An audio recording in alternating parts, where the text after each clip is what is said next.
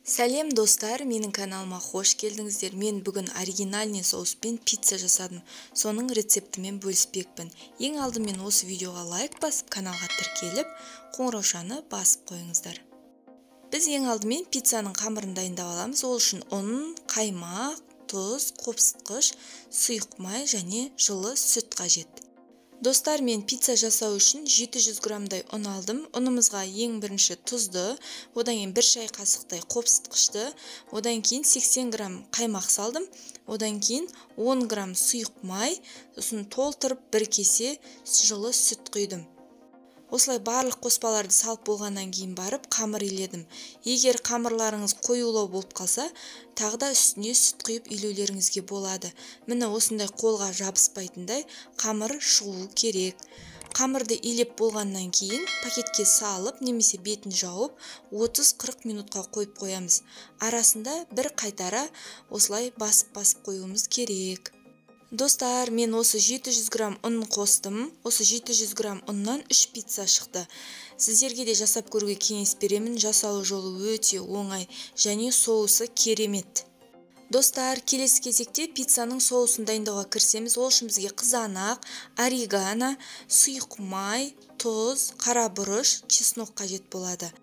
Ең алдымен чеснокты өте ұсақ етіп турап аламыз. Одан кейін қызанақты блендерден өткізіп аламыз. Егер блендер жоқ болса, өте ұсақтап турап алуға да болады. Орегано деген кез келген азық-түлік сататын дүкенде, дәмдеуіштер сататын жерде тұрады. Бағасы 45-50 теңге ғана болады. Бір пачка болса жеткілікті.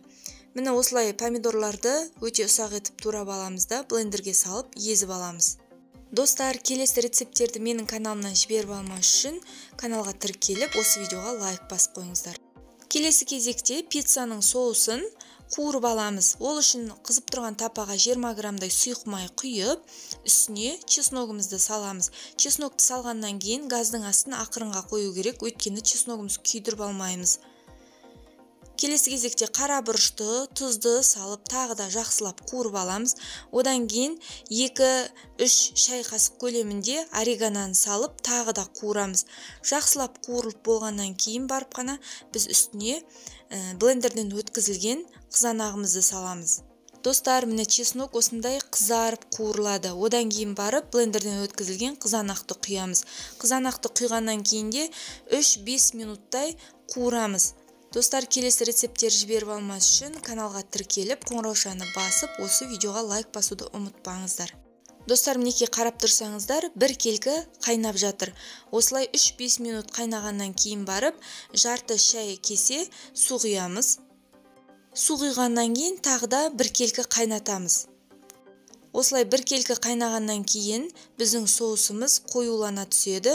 Міне осы кезде дайын болды. Қарасаңыздар, соустың түсі өзгерді. Келесі кезекте пиццаның бетіне салатын салмасын әзірлейміз. Колбасаны өте жіңішке етіп турап аламыз да, сырды үккіштен өткізіп аламыз. Егер сіздерде сыр болмаса, колбасаның өзімен ақ дайындай беруге болады, себебі біздің соусымыз өте дәмді. Келесі кезекте дайын болған қамырымызды теңдей 3 бөлікке бөліп, дөңгелектеп алып, оқтаумен жаямыз.